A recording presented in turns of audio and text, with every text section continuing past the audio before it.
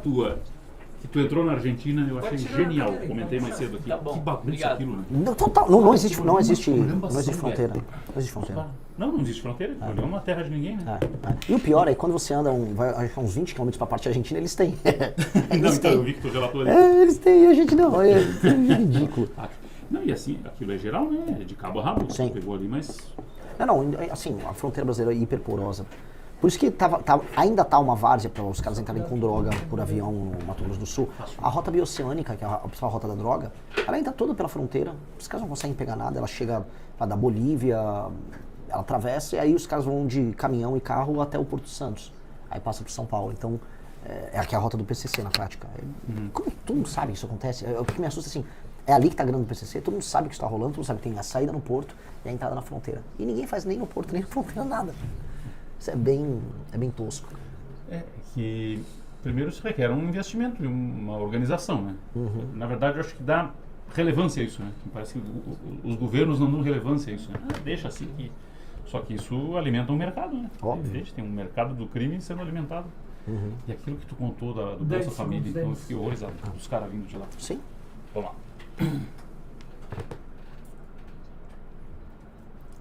3, 2. Informação da hora da reportagem direto de Brasília, 9h12. Aliás, em Brasília, quer estar ano que vem esse rapaz que está aqui comigo, 42 anos, estava checando, pré-candidato à presidência da República do mais novo partido brasileiro, o Partido Missão. Tenho a satisfação de receber aqui no estúdio da Rádio Cidade em Dia, Renan Santos. Bem-vindo, Renan, bom dia. Bem-vindo, bom dia a todos. Uma honra estar aqui presente para trocar ideia com vocês. E um prazer enorme estar aqui em Criciúma, estou gostando bastante. Tens girado o Brasil, né? Outro dia estavas no Maranhão, por exemplo. Sim, altas aventuras. Quando 8 pneus furados. Quantos? 8. Bom, lá tu viu o Brasil como ele é, né, Renan? Olha, assim, eu vi o pior lado do Brasil, posso falar com toda tranquilidade. No Maranhão. O modo de vida dos maranhenses ali, os maranhenses entendem, porque assim, eu estou altamente popular falando a verdade para os maranhenses. O modo de vida que eles têm lá é subhumano. Subhumano, aquelas pessoas são tratadas como animais e elas não têm nem termos de comparação. Então, uma pessoa que mora numa cidade inteira do Maranhão, ela não sabe que ela pode viver melhor do que aquilo. Mesmo com os recursos pré-existentes, tá? A questão é, o governo federal envia recursos para o Maranhão, envia recursos para os municípios e nada de útil é feito com aquele recurso. E tampouco incentivo algum para que aquelas pessoas se desenvolvam economicamente.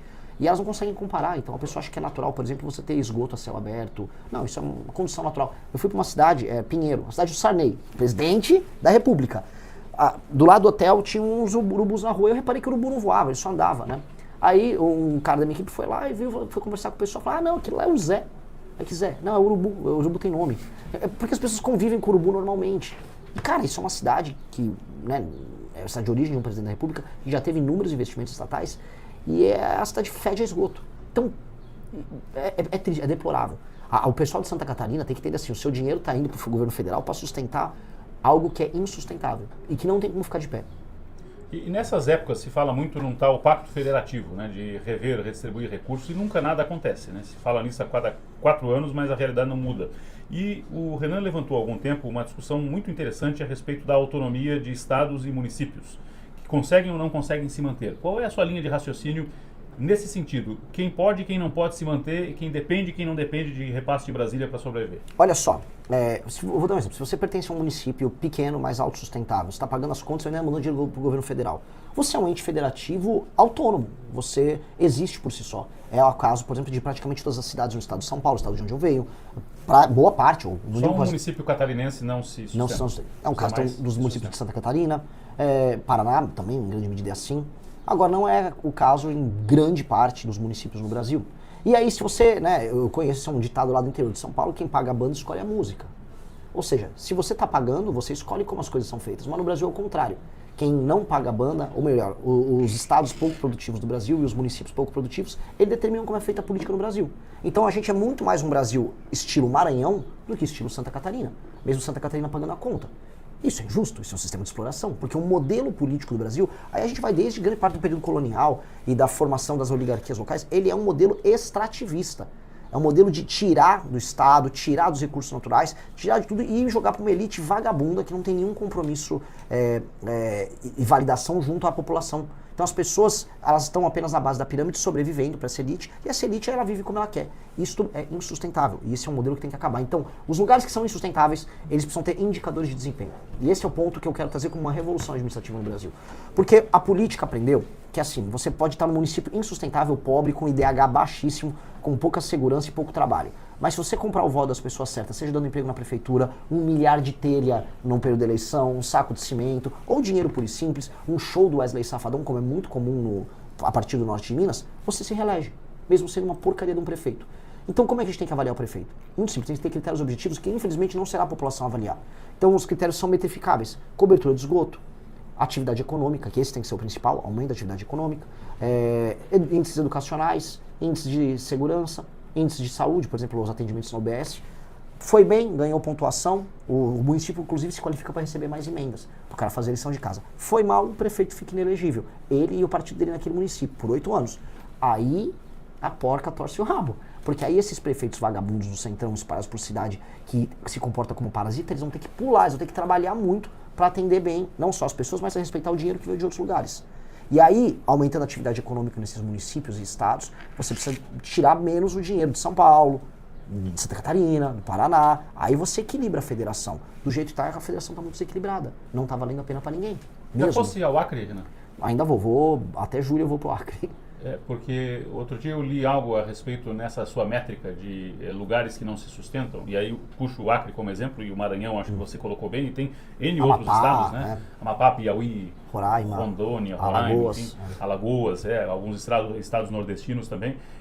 Do ponto de vista administrativo, municípios e estados que não se mantêm, eles têm que ter o seu status revisto também? Eu acho que sim. De autonomia? Eu acho que sim. Primeiro, incorporar município? Eu acho. Não, incorporar município é uma das coisas que são necessárias ser feitas. Hoje são 5.571. É isso, tem que cair para no máximo 2.000 e poucos. Metade. Exato, porque tem muito município pequeno completamente sustentável. E eles não têm nenhuma sustentabilidade econômica. Então por que você tem que ter? Por exemplo, se eu junto 5 municípios, eu poupei no mínimo 45 vereadores, eu poupei no mínimo 4 prefeitos. Aí teria um prefeito com 9 vereadores para pegar uma área que tinha 5 municípios. Você diminui máquina administrativa, você diminui brigas oligárquicas políticas, você facilita o trabalho. E aí entra o que eu acabei de falar, que era colocar os parâmetros administrativos. Certos municípios, estados, se eles não melhoram seus indicadores, mesmo o governo federal mandando dinheiro, aí entra um ponto. Aí você tem que colocar por pelo menos 4 anos um interventor que vai aplicar aquelas políticas. Em alguns lugares vai precisar. Em alguns lugares, pelo que eu vi rodando interiores do Brasil, você tem classes políticas que não têm nenhuma qualificação técnica, que não sabem nada sobre execução de políticas públicas, e a única coisa que eles sabem fazer é executar a emenda. O que é executar a emenda? É pegar um dinheiro que veio do governo federal via um deputado, faz esse dinheiro virar uma obra como empreiteira de um amigo, rouba um pedaço de dinheiro, entrega qualquer coisa, compra o voto da população e segue o jogo. É isso que é um prefeito em pelo menos 1.000 e tantas cidades ao redor do Brasil. Ele não administra a emenda dos outros, que é o que virou o trabalho de prefeitar. Então não dá. Não dá, isso tem que ser alterado. Porque isso está quebrando, isso é um dos elementos que quebram o Brasil e que geram esse monte de deputado inútil do Centrão que fica em Brasília achacando qualquer presidente. A função do deputado não tem que ser achacar o presidente. Ele tem que ser votar de acordo com uma matéria. Só que hoje os deputados fazem isso porque está fácil. Porque basta pegar a emenda, executar, compra o voto da população, elege uns prefeitos inúteis que vivem executando esse dinheiro e, cara, o Brasil não aguenta. Isso precisa ser alterado. Mas se o Renan se torna presidente, vai precisar do Centrão para governar. Como é que faz? Infelizmente eu vou. Como é que faz? Igual a gente pica um elefante e come, né? Por pedacinhos. Então primeiro eu tenho que tocar minha agenda fiscal para o Brasil sair dessa rota de colisão econômica que ele está indo. Depois eu tenho que resolver a questão do crime organizado. E isso vai me tornar um presidente popular. Isso vai me dar poder político. Especialmente se eu compartilhar as vitórias. Ou seja, se eu libertar o povo do Ceará, as cidades que estão tomadas pelo crime organizado, junto com deputados do Ceará, eles participarem dessa vitória, não participar na grana, que quando é para participar de vitória, a gente vai roubar alguma coisa junto. Não. Você vai ter o lucro político da gente destruir o crime organizado do Ceará. Mesma coisa com deputados na Bahia, quando a gente fizer isso na Bahia, mesma coisa no Rio de Janeiro. Aí eu aumento meu capital político. E onde eu vou gastar esse capital político? Nessa reforma administrativa que eu estou propondo. Que é uma reforma que seria apoiada por muitos partidos. Muitos partidos gostariam de ter isso porque hoje o jogo é muito fácil. Hoje, para um bom administrador partidário, qualquer um concorre com ele. Porque é muito fácil você ser um prefeito corrupto que compra o voto da população. Se eu torno o jogo mais difícil para um prefeito, apenas os administradores partidários mais hábeis vão vencer. Por exemplo, um Kassab iria gostar desse projeto nosso, enquanto que, sei lá, um Rueda do União Brasil não. Porque um Kassab, ele gosta do jogo mais difícil, o jogo mais complexo, porque ele é mais inteligente. Um Rueda não. Aí eu tenho que dividir para governar. Eu vou dividir o Centrão, separar uma turma, vamos passar essa reforma administrativa e aí o restante vai pastar. Aí vai ter que se adaptar às novas regras que vão mudar a dinâmica política do Brasil. É isso. E eu entendo que não tem muito o que se fazer. Eu vou ter que negociar com essas... Eu tenho que usar as palavras certas, sabe? Com essas pessoas. O Brasil está endividado. Para muitos está quebrado. Porque o custeio da máquina pública é imenso, só aumenta, a dívida pública só aumenta. Qual é o caminho para salvar essa empresa chamada Brasil da falência, Renan? Para todo mundo que está nos ouvindo, os gastos no Brasil, eles têm gatilhos que vão fazendo eles irem aumentando permanentemente. E boa parte desses gatilhos são constitucionais. Os gatilhos previdenciários, os gatilhos, por exemplo, de reajuste. Hoje saiu uma polêmica na imprensa, porque a Folha de São Paulo disse que o Flávio Bolsonaro pretendia não mais reajustar a aposentadoria mediante o salário mínimo. Ou seja, toda vez que o salário mínimo sobe, a aposentadoria e o BPC sobem. E aí ele correu e falou, é fake news, é mentira. Pô, Flávio, tem que ter coragem, irmão. A real é, nenhum país sério faz essa indexação da aposentadoria com o salário mínimo. Uma coisa é reajustar pelo IPCA de acordo com a inflação, porque aí o valor real da aposentadoria não cai. Outra coisa é eu pegar o aumento de produtividade que mede o salário mínimo e jogar, por exemplo, pro BPC. Um cara vai lá, pega um laudo de autismo e ele vai ter o mesmo ganho do que uma pessoa que está trabalhando. O aumento de rendimento. Não, a gente tem que pegar e adequar a inflação, o aumento da inflação. O IPCA serve para isso. E se eu quiser dar um ganho real na aposentadoria, eu posso fazer um presidente da República, vou aumentar em tanto a aposentadoria. Mas não ter esses gatilhos automáticos. Os gatilhos automáticos, os gastos brasileiros estão estourando. E o Flávio falou que não vai fazer. Aí ele quer imitar o Milei no discurso. Aqui é o Milei, mas não quer na prática fazer, porque não é popular falar o que vai fazer na prática. Mas precisa fazer. Mesma coisa, rever no andar de cima, que a gente chama, né, entre os mais ricos, as renúncias fiscais de um monte de empresa picareta amiga do governo. Um monte de empresário picareta amigo do governo. Vai ter que rever Zona Franca de Manaus, vai ter que rever super salários do judiciário, vai ter que comprar essa briga enorme com o judiciário, vai ter que fundir município. O pacote de coisas que vai precisar ser feitas são muito grandes. Só que se a gente faz esse pacote, aí a curva da dívida que está estourando, ela estabiliza e até entra numa leve tendência de queda, fica previsível, então as pessoas vão saber que o Brasil não vai dar calote, e aí o Brasil, não tendo fama de caloteiro, ele vai poder baixar a Selic. Baixou a Selic com juros mais baixos, aí o Brasil entra em rota de crescimento econômico e eu posso até baixar imposto. Esse é o jogo. Esse é o jogo bom que a gente tem que fazer. Só que a gente tem que avisar. População, eu vou ter que fazer essa reforma aqui. Você quer que seu dinheiro vale alguma coisa? Você quer trabalhar o dinheiro seu sobrar no mês? Você não quer pagar uma taxa de juros bizarra? Você não quer pagar imposto tão alto? Então eu vou ter que fazer essa reforma. Foi o que o Milei fez. O Milei não mentiu para as pessoas. E eu também não estou mentindo. O Flávio lá fica só nesse papo. Não vou. Então você não vai fazer nenhuma reforma econômica. Eu juro pra você, eu não quero ficar criticando o cara, porque a gente critica o Lula ficar aumentando imposto, ficar rolando pra lá e pra cá com mentirada, e essa porcaria desse modelo do arcabouço fiscal do Haddad só nos rendeu isso, a diminuição de competitividade e aumento de imposto. O Flávio fica falando, eu vou fazer uma tesourada. O que é uma tesourada? Aí quando ele vai falar, não, mas entra no detalhe, não vou falar. Aí também é fácil, então é uma garantia sou idiota. Ô Renan, o que fazer em relação, já que citasse a Previdência, né? A Previdência tem salvação no modelo atual, porque quem hoje está trabalhando, contando com aposentadoria amanhã depois, anda com cada vez menos esperança que vai conseguir se aposentar. Não, o modelo previdenciário nosso é um modelo falido. Ele é, eu repito para as pessoas que estão nos assistindo, o modelo previdenciário nosso é um modelo falido, é um modelo de partilha, e cheio de, que não é apenas de partilha geracional, do tipo a pessoa mais nova paga a aposentadoria do mais velho. É um modelo de privilégios. Então algumas pessoas vão ter aposentadorias maiores e vão precisar trabalhar menos, especialmente as do funcionalismo, especialmente as do alto funcionalismo. E o resto da população vai ter que pagar. Também há uma parte da população hoje que não está arrecadando nada, ela está hoje vivendo às vezes de bolsas, auxílios, e vai querer se aposentar em algum momento. E aí? E aí, como é que vai fazer? Essa conta vai cair no colo dos mais jovens. E é por isso que os mais jovens, eles estão indicando voto na minha pré-candidatura. Porque eles estão falando, cara, a gente precisa ver uma solução. Na reforma fiscal que a gente está fazendo, a gente está endereçando a questão previdenciária novamente. Tem que ter os gatilhos de idade ou seja, vai ter que aumentar a idade um pouco, vai ter que igualar o setor público em quase tudo ao setor privado. Porque ainda tem muito privilégio no setor público dos aposentados, mas muito. Então uma pessoa que trabalha no setor privado, ela paga a conta do Estado e ainda por cima trabalha mais e se aposenta menos, ganha menos. Isso é injusto, a gente vai ter que igualar o setor público ao setor privado. Isso já gera uma equiparação, só que isso é uma reforma paramétrica. Depois nós vamos precisar fazer uma reforma de modelo. Uma reforma que permita, por exemplo, um modelo de capitalização para as pessoas fazerem sua aposentadoria. Só que agora eu vou falar uma coisa aqui, agora tirando o Renan do chapeuzinho pré-candidato e andando o Renan, vamos dizer, um cidadão. Eu sei que os mais jovens, por exemplo, estão fazendo poupança com cripto. Muita gente está fazendo isso ao redor do Brasil e do mundo, porque não acreditam nesse modelo. Tá? Essa descrença no modelo vai precisar ser resolvida com o Estado se remodelando, porque as pessoas não estão confiando mais que vão se aposentar. Elas vão fazer o pé de meia delas particular e jogo que segue. Na China tá assim. Isso descapitaliza o Estado para o futuro. Lógico. Porque o modelo do Estado é injusto. A pessoa fala, é melhor eu fazer o meu porque o Estado não vai me pagar. Eu só vou ser roubado pelo Estado, eu vou pagar, sei lá, por um juiz ter uma hiperaposentadoria e eu uma merreca. E é injusto mesmo. Tirando esse chapéuzinho, eu preciso resolver o problema como um todo. Eu sinto a raiva que as pessoas estão sentindo. Estou conversando com Renan Santos, pré-candidato do Partido Missão à presidência da República aqui na Rádio Cidade em Dia. Ô Renan, judiciário, já que falasse no judiciário na questão dos privilégios, gastos, numa visão global, o judiciário nessa esfera administrativa, mas também o judiciário execução, atividade, Supremo, tem que ser reformado, sua visão do Supremo na atualidade?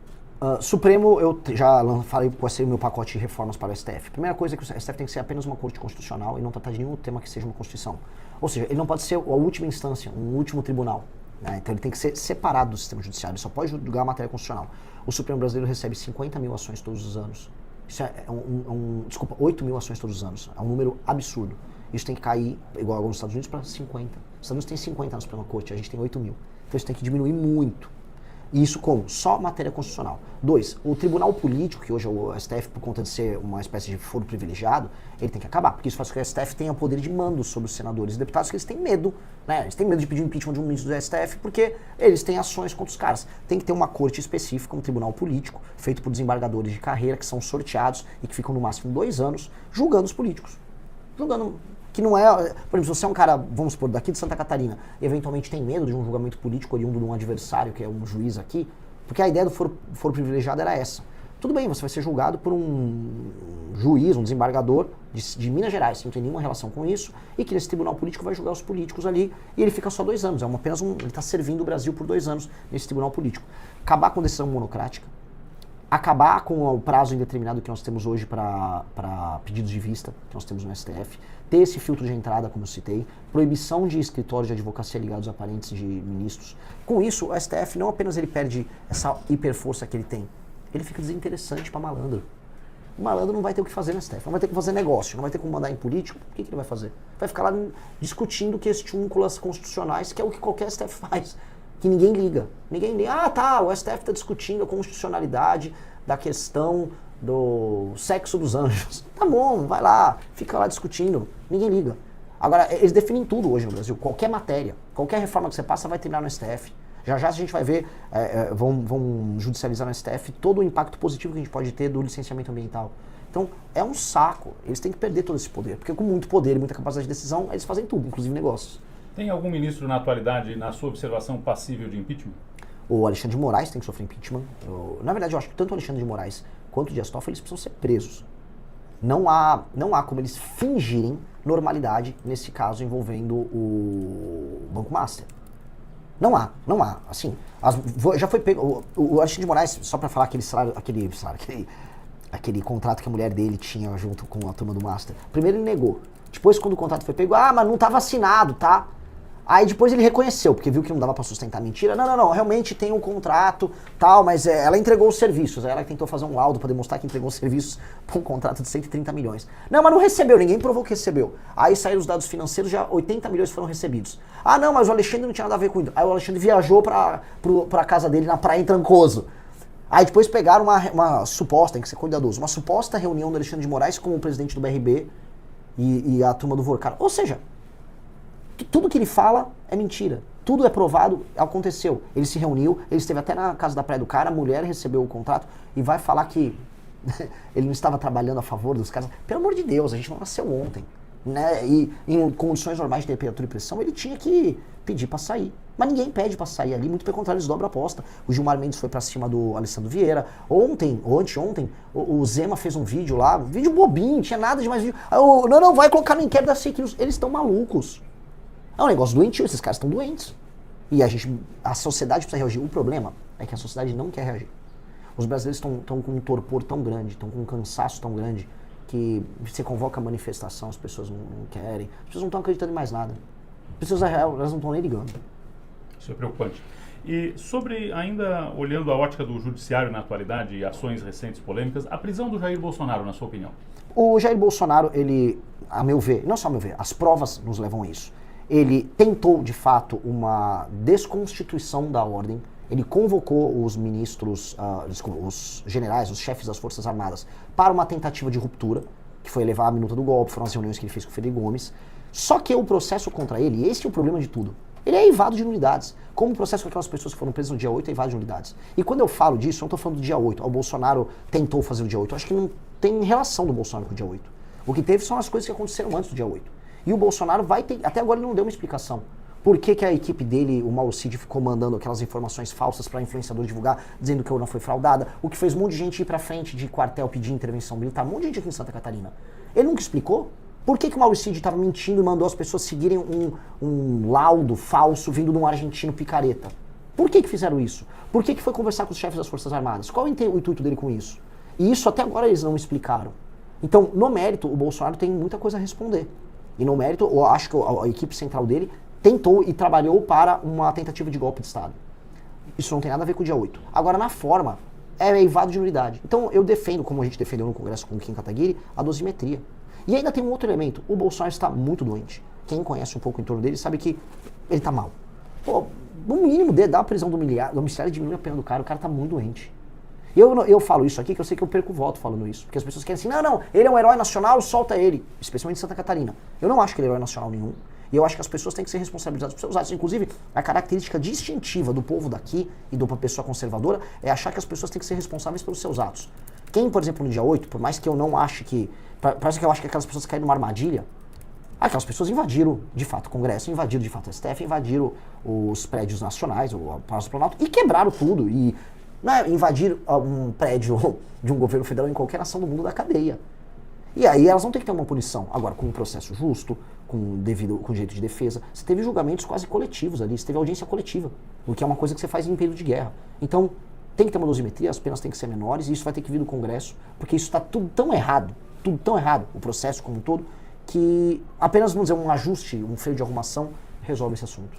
Renan, você fez parte daquele Brasil que apostou no Bolsonaro? Você votou no Bolsonaro na outra? Eu votei no Bolsonaro em 18.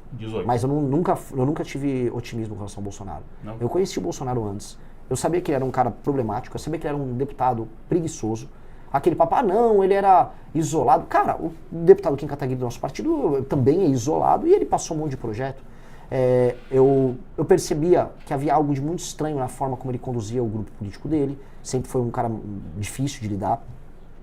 E sempre foi um cara do centrão. As votações dele dão conta disso.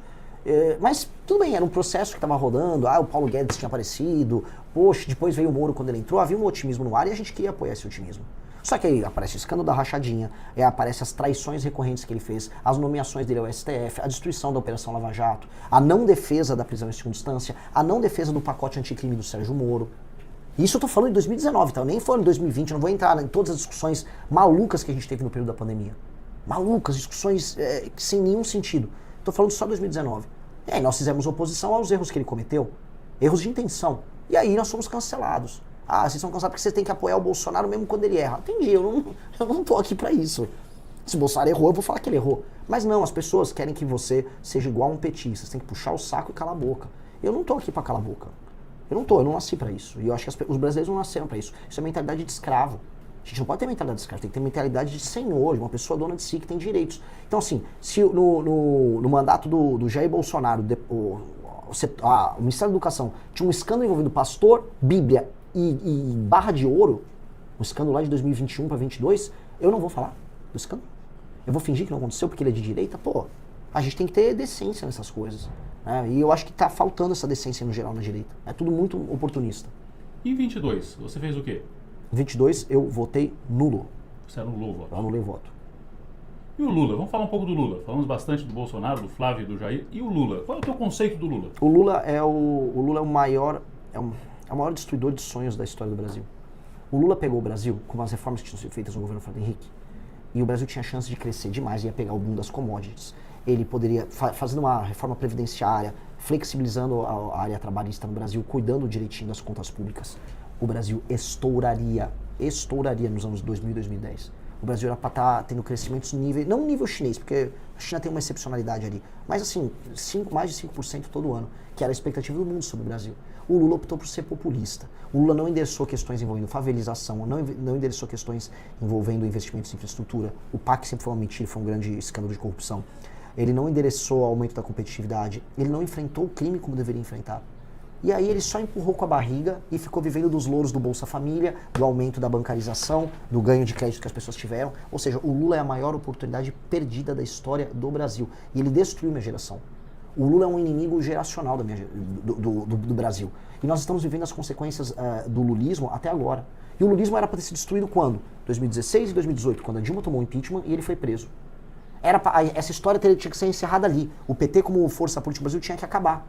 E o Brasil venceu o PT. Eu estava nas ruas em 16, eu derrubei, participei do impeachment, eu convoquei as manifestações, eu estive no comitê do impeachment no Congresso Nacional. Quando houve a convocação de manifestações por da nossa parte, de outros movimentos que vêm para a rua, para apoiar a prisão do Lula, nós estávamos lá na rua. Só que ele voltou. Aí a pergunta é, por que ele voltou? O governo do Lula ter retornado ao poder no Brasil é sintoma de um erro que foi feito pelo Brasil antipetista. Porque o Brasil antipetista, antes do Bolsonaro, venceu o PT. A gente derrubou o PT. A gente fez as maiores manifestações do mundo, a gente convenceu o Congresso, fez o impeachment, o Lula foi pra cadeia. Por que ele voltou? Porque esse ciclo começou em 2003, com a vitória dele em 2002, e termina em 2016 com o impeachment. Era pra ele não voltar. Ele voltou por um erro que o Brasil cometeu, que tem a ver com a pergunta anterior, o apoio cego que nós fizemos aos erros do Bolsonaro. Se a gente não tivesse apoiado o cego o Bolsonaro e falado, não, a gente vai apoiar a Lava Jato, não vão desmontar a Operação Lava Jato, o Lula estava preso. O Lula estava preso, o Cabral estava preso, todos os operadores daqueles escândalos estavam presos. Mas não, o Brasil falou, não, o Bolsonaro tem um plano, precisamos salvar o Flávio Bolsonaro da rachadinha. Mas deixa eu voltar ao PT, porque assim, o PT voltou ao poder por causa desses erros. O PT retornou agora e ele não tem nem projeto. Tanto que o Lula ganha falando de picanha. Não tem. Qual é o projeto? Não tem. Eu fui pro Ceará e aí lá tinha uns radialistas, igual eu tô dando entrevista pra você, tinha uns radialistas petistas, né? Aí eles, mas Renan, mas o Lula tem um grande projeto. Eu falei, qual? Por favor, senhor, é um homem da imprensa. Não, ele tem um projeto aí, qual? Falamos para a proposta do Lula para 2026. Tem o pé de meia, né? Pé de meia. O projeto do presidente de uma das 10 mais importantes nações do mundo hoje é dar uma graninha para um aluno que apenas vai para a escola e aí ele gasta no tigrinho, ele gasta com bet aquele dinheiro. É isso? É isso o projeto? Eles não sabem que não tem. O Lula não tem. O Lula nem sabe explicar por que ele é candidato. Aí ele tá assim, agora eu vou te dar um botijão de gás. Não, agora eu vou te dar uma conta de luz. Ou seja, ele fala que as pessoas estão melhorando de vida, só que as pessoas não têm nem gás para cozinhar, nem luz para ligar o chuveiro elétrico da casa delas. As pessoas estão muito pobres. O Lula representa, vamos dizer, esse Brasil velho, uma esquerda velha latino-americana que deu errado em todos os lugares e que está sendo superado em toda a América Latina. Tirando o México, porque os mexicanos são malucos. Os mexicanos estão elegendo uma maluca, lá botaram uma maluca. Tirando isso, na América do Sul, estão tirando todos eles, porque é um fracasso. A esquerda latino-americana é um câncer, é um desastre. E aí o Lula tá aqui por conta disso. Agora tem uma notícia boa, indo do Maranhão. Eu fui no Maranhão, fui no Rio Grande do Norte, fui no Ceará, e as gerações mais novas estão deixando de apoiar o PT. Elas perceberam a mentira. Por quê? Um menino novo, a mãe dele até tá no Bolsa Família, ele pode até estar no Bolsa Família, um cara de 25 anos, só que o celular dele é roubado. Vou levar o celular dele. O tráfico de drogas chegou na cidade dele, ele não tem emprego. Ao mesmo tempo ele entra no celular dele, vai ver o que está acontecendo no resto do Brasil e fala, mas existe um outro Brasil que está funcionando. Antigamente ele não via. Ele está vendo o contraste. Aí essas pessoas querem um Brasil diferente. É por isso que o Lula, eu comecei a receber vários ataques do petismo, porque o lulismo descobriu, saiu até uma matéria no Metrópolis, que eu estou roubando o eleitorado jovem do Lula no Nordeste. Aí as pessoas me atacaram no Nordeste. É por isso que eu voltei pro Maranhão e falei, então eu vou no coração do Lula, não é no Maranhão que você é mais votado? Eu vou tomar teu eleitor lá. E fui lá e eu mostrei para as pessoas que o lulismo é uma porcaria, que o centrão é uma porcaria, e as pessoas estão acreditando. Então tem uma fadiga de material no Nordeste. E o Lula está começando a morrer lá. Ao mesmo tempo, uma coisa para os catarinenses se preocuparem aqui, tá? O petismo aumentou aqui. A esquerda aumentou aqui no estado. E não foi só por causa de imigração, não. Os mais jovens, até por oposição aos pais e oposição à linguagem do bolsonarismo, foram à esquerda. Uma parte ficou à direita, hoje é MBL, Partido Missão, e outra parte foi para a esquerda. Mas lá pro Norte e Nordeste vai dar para virar o jogo, especialmente agora no Nordeste. Eu estou muito focado em tirar os eleitores do PT dele lá do Nordeste. O Partido Missão coliga ou não? Olha, sendo cabeça da coligação, eu não teria problema em coligar dependendo do partido naquela região, né? Se pedir para eu coligar, por exemplo, com os partidos do Centrão e interior do Maranhão, você tem que levar preso daqui, né? Não existe uma coligação que funcione com esses caras lá. Agora, em outros contextos, pode ser. Te pergunto isso porque as pessoas no nosso chat aqui, no Interativo, nas redes, estão dizendo o seguinte: queremos ver o Renan no debate, queremos ver o Renan debatendo com o Lula, com o Flávio, com o Zema, com o Caiado, seja lá com quem for. Só que hoje, em tese, não estarás nos debates, certo? Não vejo assim. Eu Vai acho, estar no debate? eu acho que tem uma chance muito considerável de eu estar nos debates. Eu tenho que fazer o que eu estou fazendo, continuar rodando o Brasil, sendo sabatinado pela imprensa. A imprensa, ela, assim, eu sendo um partido que ele surgiu agora, a imprensa não é obrigada a me colocar no debate, mas a imprensa pode escolher me colocar no debate. Para escolher, em geral, ela vai avaliar duas coisas. Se esse candidato não é um idiota, tipo um candidato de zoeira, ou um candidato daqueles partidos que só existem nominalmente. O Padre Kelmon era zoeira, por exemplo? O Padre Kelmon era um candidato de zoeira. Ele tava lá ele era uma espécie de Robin do Batman, do Bolsonaro. Ele ajudava o Bolsonaro ali. Todo mundo faz isso, todo mundo tem seu candidato auxiliar. Vai ter nessa eleição Robin do Batman? Vamos ver, né? Eu espero que não. Ficaria muito. Assim, o PT. Só que já te acusaram disso, né? De quem? Pois é. Quero entender também, mas já disseram, tá aí, ó, Robin do Batman. Mas não é, né? Pelo amor de Deus, pelo amor de Deus. Não, olha, eu sou antes ser crista de galo do que rabo de cavalo, tá? Eu nunca vou ser auxiliar de ninguém. Eu prefiro ser crista de um galinho aqui do que um rabo de um cavalão. Eu vou construir o nosso projeto. Né? O Lula é pior que o Bolsonaro? O Lula e o Bolsonaro, eu comparo o seguinte, você prefere morrer pegando ebola ou sendo atropelado por uma carreta? Muita gente fala, eu prefiro morrer atropelado por uma carreta. Não, o ebola é melhor, um vai ter diarreia, outro vai se espatifar. Os dois são inadequados para um país que precisa ser uma das 5 maiores nações do mundo. Porque o Lula fez campanha falando o seguinte, olha, se eu perder, o Bolsonaro fica. E o Bolsonaro, se eu perder, o Lula volta. E ninguém explicou assim como é que o Brasil vai ser, nos próximos 30 anos, uma nação independente e poderosa que vai sentar com China, Índia, Rússia e Estados Unidos na mesa para definir o que importa no mundo. Porque esse é o papel do Brasil. O Brasil, nesse sentido, carece de um sonho, de uma proposta. E aí esses caras chegam ao poder, se juntam com o Centrão e participam dos mesmos escândalos. Quando eu pego o escândalo do Banco Master, virei especialista em Banco Master. Se for entrar no detalhe, ele começa com o PT da Bahia, o escândalo, que é o cara de sexta. Então, um produto que é surgido com o PT da Bahia. E aí ele cresce nacionalmente dentro do governo Bolsonaro, através do lobby feito com Ciro Nogueiras e gente daquele governo. Houve um decreto de 2022 do João Roma, que estava no governo Bolsonaro, uma MP, que aumenta a possibilidade de descontos em crédito consignado, que aumenta o crédito sexta. Inclusive a CPI do INSS checou isso. Esses descontos malandros que estavam acontecendo rolaram em cima também de uma MP que saiu do governo Bolsonaro. No governo do Tarcísio e no governo do Ratinho, estou falando agora de direita, né? O Tarcísio como consequência do Bolsonaro, rolou ali uma privatização de EMAI envolvendo Nelson Tanuri e a turma do Banco Master, que até agora não dá para explicar. Tá? Assim, aquilo é bem criminoso. Aquilo é parte integrante do escândalo do Banco Master. Isso é a parte que concerne o bolsonarismo. Aí, agora a gente vê lobby dentro do governo Lula, da parte do Banco Master, ministros do governo Lula, que foram ministros do STF como o Lewandowski, recebendo dinheiro do Banco Master. O Guido Mantega claramente recebia um contrato de consultoria para, vamos ser sinceros, vou tomar processo, mas para supostamente abrir acesso ao Vorcar ao Lula, né? Porque ele inclusive apresenta o Vorcar ao Lula. E então o que eu quero dizer? Os escândalos de corrupção aconteceram nos dois governos, os mesmos escândalos. Então eu vou ficar diferenciando? Não, mas precisa de algo muito diferente. Muito diferente. O PT aparelhou o STF, o Bolsonaro queria usar as Forças Armadas a favor dele. É sempre a mesma coisa. Só muda o estilo, entendeu? Um aparelha via Forças Armadas. Como foi o caso do Bolsonaro, quis usar a Polícia Federal para proteger ele, a turma dele e perseguir inimigos. Eu fui perseguido pela BIM do Bolsonaro. O Kim Kataguiri, que é nosso deputado, foi de maneira ilegal monitorado pela BIM. Coisas de regime venezuelano. O Bolsonaro fazia. E o PT, mesma coisa. No impeachment da Dilma, a gente foi descobrir, a gente também foi monitorado pela Dilma.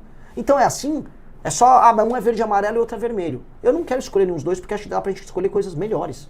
Dá pra gente destruir o crime organizado, coisa que nenhum dos dois fez. Dá pra gente fazer, finalmente, grandes reformas que melhoram a economia brasileira, como nenhum dos dois fez. Dá pra olhar assim, o Brasil vai precisar ter uma bomba atômica nos próximos 30 anos. És a favor? Total. Porque, olha só. Por quê? De maneira clara. Pense a seguinte coisa. Pegue as nações com os maiores territórios do mundo, tá? Vou pegar Rússia, Índia, Estados Unidos, Austrália, China, vamos botar a União Europeia. E Brasil. Desses todos, apenas o Brasil e a Austrália não tem bomba atômica. Aí população. Aí você vai ter Brasil, você vai ter Rússia, você vai ter China, com populações de mais de 150 milhões de habitantes. No fundo, tirando um ou outro país, tipo Indonésia, ou países lá da África, tipo a Nigéria, que está crescendo a população, você vai ter a Rússia, a China, o Brasil, os Estados Unidos, a União Europeia e a Índia. Tá? Isso também contando que tem o território. E aí, quando for país, território e PIB, no fundo, as únicas nações que têm PIB alto, população grande e território grande são Rússia, a União Europeia, China, Índia, Estados Unidos e Brasil. Qual desses únicos 6 que não tem bomba atômica? É o Brasil. Qual dos únicos 6 aqui que não é levado a sério na política externa internacional? Política externa internacional, eu fui redundante, política externa. O Brasil. Então, assim, o Brasil é o bobo do jogo. O Brasil é o bobo do jogo. Ele tem muito recurso natural, tem as tais terras raras, tem água, terra agricultável, sol, tem a Amazônia, tem uma reserva genética gigantesca, está logisticamente muito bem colocado para o mundo que vai viver o sul global nesse próximo século. E não tem bomba atômica, não se protege, não tem fronteira protegida. Eu cruzei a fronteira com a Argentina e não existe fronteira. Se você for para Roraima agora, os venezuelanos entram e saem como quiser. Roraima hoje é venezuelana. Roraima foi tomado. E a gente ainda paga Bolsa Família pros caras. Isso é um país soberano? O Lula fala que é. Esse canalha fala que o Brasil não é soberano. Inclusive, partes do território brasileiro são tomadas pelo tráfico, que já é internacional. Se os Estados Unidos quiser depor um presidente da República Brasileira, ele faz isso em uma noite. Igual fizeram na Venezuela. Em uma noite? Uma noite. Uma noite. As forças especiais americanas derrubam o Brasil em uma noite. E quem tá, assim, eu queria até perguntar se os demais candidatos a presidente da República, pré-candidatos, conhecem a Palantir, conhecem os novos sistemas de defesa e tecnologia de guerra americanos. Os caras agora estão dando um salto e a gente tá aqui perdidinho. Se a gente não se adaptar a esse novo mundo que tá vindo aí, eu vou falar, o Brasil acaba. O que vai acontecer? Num conflito cada vez mais quente entre Estados Unidos e China, o Brasil pode ser alvo de uma partilha. Igual já aconteceu na história da humanidade muitas vezes. Isso aqui fica zona de influência chinesa, isso aqui fica zona de influência americana. A gente pode ver esse tipo de coisa acontecer. A Venezuela foi isso, estava como zona de influência chinesa até ontem, agora os Estados Unidos invadiram lá. Os Estados Unidos querem que a Groenlândia seja deles. Os Estados Unidos estão olhando para a América Latina agora como uma reserva estratégica. Qual é o nosso papel nisso? Ser vassalo? A gente vai precisar se armar. Eu tô avisando isso e assim, tô avisando igual o Churchill avisava pros ingleses lá, a véspera da Segunda Guerra Mundial. Vamos precisar se armar, esse Hitler que tá aí vai dar problema. Eu tô avisando. Tinha razão? Sobre bomba atômica, sim. O Enéas era um soberanista. Eu posso discordar pontualmente em alguns elementos de política econômica, tal dele. Dito isso, tem uma questão que nos une. O Enéas era um soberanista, ele acreditava num papel... Te inspira nele, Renan? Nesse ponto, com certeza. Porque tu fala rápido, só não fala alto que nem ele, mas tu fala Poderia rápido. falar mais alto, isso, né? Isso. Não precisa, tá bom assim. Mas eu digo que pela exposição do conteúdo vista aqui, a forma como você expõe, me parece que tu tens uma certa inspiração no legado dele, ou não? Olha, eu fiz meu pai votar no Enéas em 94, né? Eu enchi o saco do meu pai. Não votava, eu tinha 10 anos, mas eu enchi o saco do meu pai e da minha mãe para votarem nele. Meu primeiro voto para deputado federal em 2002 foi no Enéas. Não acho que ele foi um parlamentar bom, tá? Porque aqui ele não mandou bem. Dito isso, ele tinha essa noção que eu tenho, que eu vou, até para não parecer um cara negativo com todo mundo, que eu vejo o Aldo Rebelo também tem. Eu li o livro do Aldo Rebelo, pré-candidato à presidência. Uma noção otimista sobre o passado e o futuro do Brasil. E o Enéas tinha isso. A gente saiu, tipo, o Brasil é a maior experiência tropical do mundo. Todo mundo fica, ai não, eu queria ser colonizado por holandeses. Sei, papo de boiola, papinho furado. Foram os Portuga que conseguiram construir esse negócio, que é uma nação de dimensões imperiais, em área tropical, possível, funcional. E é a maior experiência tropical do mundo, que tem que ser a maior nação tropical do mundo. A única nação do tal do sul global a criar uma cultura própria, com fusão de matrizes europeias, africanas, com os povos nativos. Pô, a gente tem que ser muito otimista sobre isso. Se a gente resolve nossos problemas econômicos, administrativos e se arma e se protege, o Brasil será uma das 5 maiores nações do mundo. E aí eu jogo esse desafio para todo mundo que fala que o Brasil não é de nada. Veja, estamos no ápice da civilização humana, no ápice do gênio humano. O mundo indo para Marte, indo para a Lua.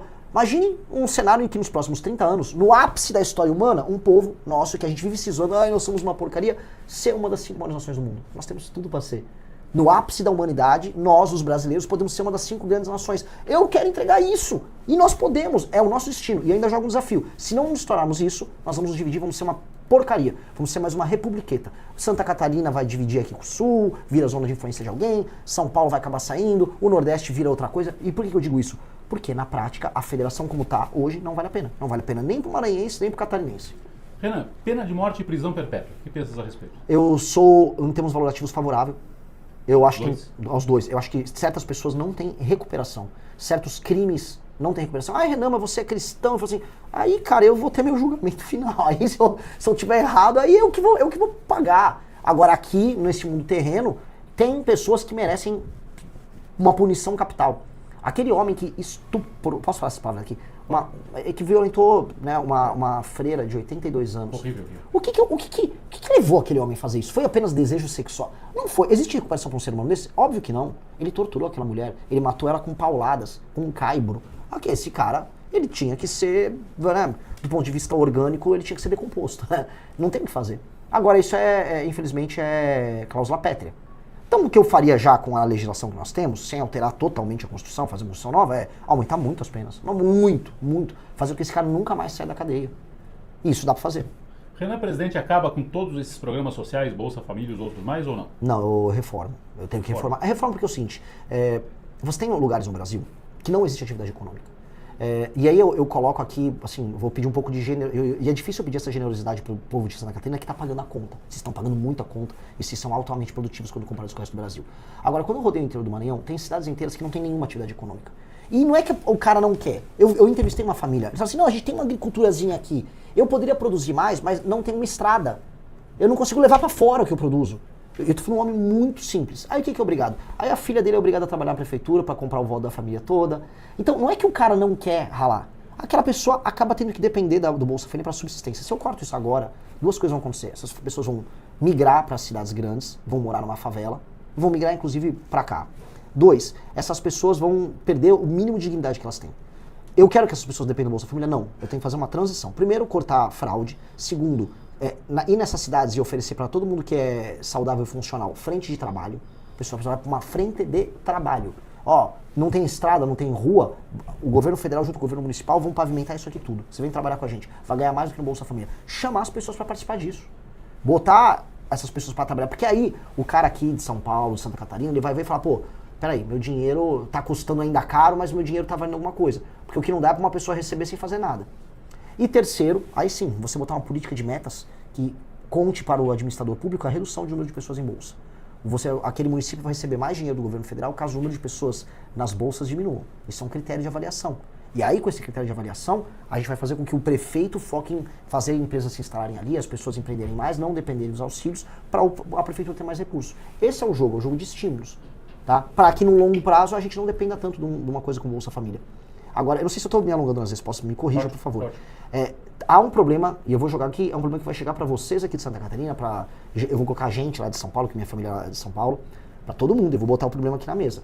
A inteligência artificial está vindo aí, e aí você vai começar a ver empregos em massa desaparecendo. Muitas pessoas vão conseguir se adaptar, outras não. E aí a gente vai começar a ver pessoas de classe média precisando de auxílios. É um mundo novo que está vindo aí. Para a gente sobreviver a esse mundo novo, o Brasil vai precisar investir muito em tecnologia. Mas muito, muito. E hoje isso não existe, né? Então, algum presidenciável está falando isso? É a pergunta que eu deixo. A gente vai precisar marcos para startups, marcos regulatórios, trazer data center para o Brasil, só a gente tem energia barata. Ou seja, tem muita coisa a fazer aí para esse problema não atingir as pessoas que hoje são produtivas. Renan, bom te receber aqui, desejar sucesso, uma boa jornada pelo país, uma boa campanha e que o Brasil se salve disso tudo. Muito obrigado, Renan. Muito obrigado, espero não ter assustado as pessoas aqui com... A repercussão está muito boa aqui, viu? Mas eu prefiro falar a verdade sempre. Inclusive falar assim, ó, tá errado isso, tá errado aquilo. Como eu prefiro ser sincero e você não gostar de mim do que você gostar de mim sendo enganado. Essa é a minha regra. Um abraço. Obrigado, um abraço. Renan